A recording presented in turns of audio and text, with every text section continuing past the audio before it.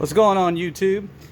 So back again with another video of my truck braking. So I went to the track, just got the twin turbos put on there, trying to get everything dialed in. Truck's running really good, too good obviously if you see that my rear end is taken apart. This is what happened whenever you have too much power and trying to plant it on a flip kit that you don't weld the saddles to the axle. Yep. So most people know what this is caused by, but I'm new to it and I should have known better. But I kind of was basically praising my rear end for staying together for so long, and it's not the rear end that's broke. It's actually what happened was the saddles sit right there on top of below the axle, and they sit in these dowel pin holes right here, and I can't really show it because I already pulled it out, but they sit underneath there, and then this rests on the bottom side of the axle. And what happened is that these U-bolts that go over the top like so, and they bolt that down to this, and there's nothing that actually is solid to that. It's just friction that holds this together, and what keeps this from the rear end from torquing. And that's what happened, is that it planted so much power that it rolled the rear end forward. It bent this, and then at the same time it put such a bad pinion angle on my drive shaft that it blew out my yoke on my drive shaft. My U-joint actually survived, but you can see there's everything's still intact as far as the rear end goes, and the yoke that comes out of the rear end. But I just wanted to give you all forewarning for anybody that's starting to make big power and trying to do good 60 foots at the track with a crew cab truck that weighs 4,800 pounds plus. I had to take my traction bars off. I had those adjusted properly, but ultimately what I think was the problem is, number one, never use U-bolt style clamps. What I'm switching to now is a square style U-bolts. And what this is I got a flip kit from Victor from Vass, and so I got the top perches, the U-bolts, and all the fasteners and stuff like that. And the way that this is going to work out, as opposed to how the crown kit is right now, is that this sits on top of here. The U-bolts go, let me see if I can get this to stay, sorry guys.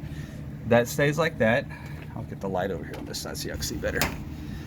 That goes on there like that, and then these bolts go over the top and they rest like this, and that's how it goes down.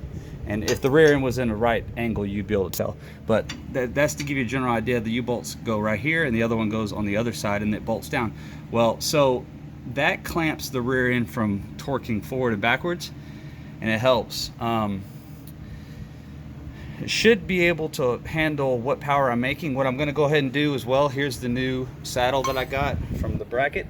I'm going to go ahead and grind this down right here, and I'm going to go ahead and put a weld right here across the whole bottom, on the bottom side of the axle tube right here to the rear end, and that should ultimately keep it from rolling on me again. The major fix, if you're going to start making big power like 8,000-9,000 horsepower, would be to switch to a 4-link setup, and bring a bar off the top of the rear end to the frame, and have your bar off the bottom part to the frame, and control your aft and rear placement of the rear end.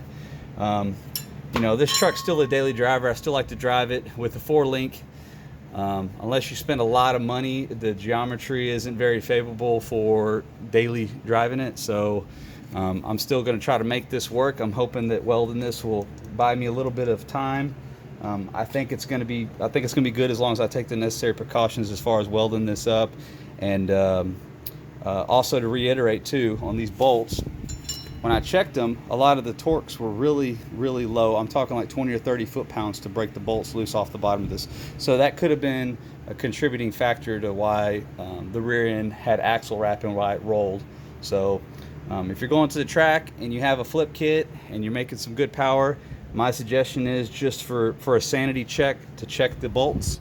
They're 80 to 90 foot-pounds for these 3/4 inch bolts. I would just throw a torque wrench on it and torque them up on both sides just to make sure. I didn't do that.